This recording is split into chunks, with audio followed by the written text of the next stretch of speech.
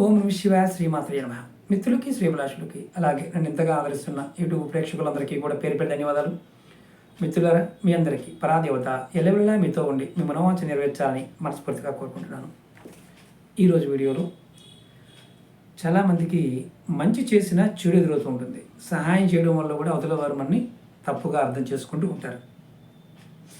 అలాగే జాతకంలో నడుస్తున్న దశ అంతర్దశల్లో కొన్ని ఇబ్బందులు అంటే గ్రహస్థితి బాగోపోవడం వల్ల వస్తూ ఉంటాయి. అలాంటప్పుడు కూడా ఈ పరిహారాన్ని చేయొచ్చు. మీకు సమస్యలు అధికంగా ఉన్నాయి, సమస్యల నుంచి బయటపడలేకపోతున్నాను అన్నప్పుడు కూడా ఈ పరిహారం చేయవచ్చు. అది ఎటువంటి సమస్యనైనా తీసుకోవచ్చు. ఏం చేయాలి, ఎలా చేయాలి చెప్తాను. అలాగే మీకు ఈ వీడియో నచ్చినట్లయితే లైక్ చేయండి, ఛానల్ని సబ్స్క్రైబ్ చేసుకోండి, పక్కనే ఉన్న గంట సింబల్ని యాక్టివేట్ చేసుకొని 10 మంది మిత్రులకి ఈ వీడియోని షేర్ చేయండి.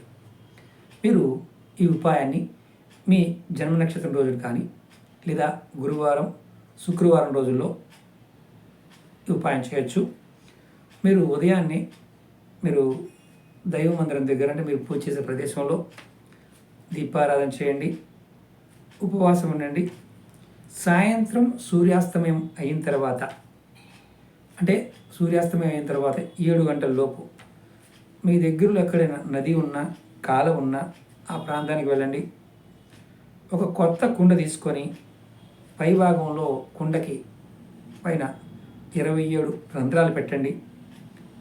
₹1 బిళ్ళ, బెల్లము, నూకలు నదిలో వేసి కాళ్ళు చేతులు కడుక్కొని తిరిగి ఇంటికి వచ్చేయండి.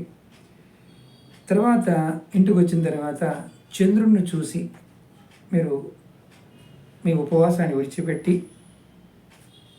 అంటే ఇది కూడా ఎలా అంటే మరి అమావాస్య తిథులు చేయకూడదు, పౌర్ణమి తిథుల్లోనే చేయండి. అంటే నిలబడి వచ్చిన దగ్గర నుండి ఈ ఉపాయం చేయండి.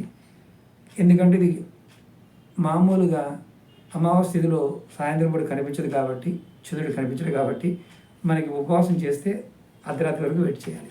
కాబట్టి ఈ పౌర్ణమి తిథిలో చేయండి. ఈ కుండని అంటే కుండలో వేసే వీటిని వదలాలి, బాగా గుర్తుంచుకోండి. దానికి రంధ్రాలు పెట్టాలి. తర్వాత ఈ ఉపాయాన్ని మీరు ఎన్నిసార్లు చేయాలి అంటే 7 సార్లు కానీ 9 సార్లు కానీ 11 సార్లు కానీ ఇలా మీరు నెలకొకసారి చేసిన 7 మాసాలు 9 మాసాలు 11 మాసాలు ఇలా చేస్తే మీకు మంచి ఫలితాలు ఉంటాయి. ఇవన్నీ కూడా ఏంటంటే తంత్రానికి సంబంధించిన ఉపాయాలు కాబట్టి మీరు ఎవరైనా సరే నమ్మకం విశ్వాసంతో చేయండి. నియమ నిబంధనలు ఆహార నిబంధనలు అంటే ఏమీ లేవు. నెలసరి ఉన్నవారు మాత్రం చేయకూడదు, ఆడవారు కూడా చేయవచ్చు. అలాగే నైవేద్యం పాయింట్ ఆఫ్ వ్యూలోను అంటే అంతకుముందు వీడియోలో కూడా చెప్పాను, ఈ ఉపాయానికి మీరు ఎటువంటి నైవేద్యం పెట్టడానికి లేదు, అవసరం లేదు దాని అర్థం. కాబట్టి ఖచ్చితంగా నమ్మకంతో ప్రయత్నించండి, మంచి ఫలితం పొందుతారు. ఓం నమః శివాయ శ్రీమాత్రే నమః.